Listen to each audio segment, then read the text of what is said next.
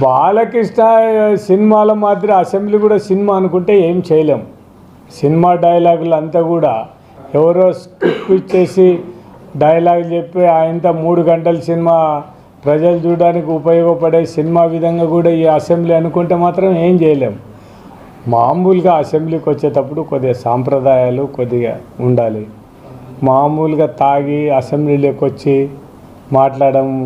మాట్లాడే భాష కూడా సైకో అది ఇది అని అంటే నీకంటే సైకో ఎవరు ఉన్నారు చెప్పు? బాలకృష్ణ లాస్ట్కు నీ మెంటల్ నీకు స్థిమితం లేదని కూడా నువ్వు సర్టిఫికేట్ తెచ్చుకునేవాడిని నువ్వు ఇంకొకరిని సైకోని మాట్లాడితే ఎట్లా? ఇంకా దివంగత నేత రాజశేఖర రెడ్డి పుణ్యం అనేది నువ్వు జీవితంలో మర్చిపోవద్దు.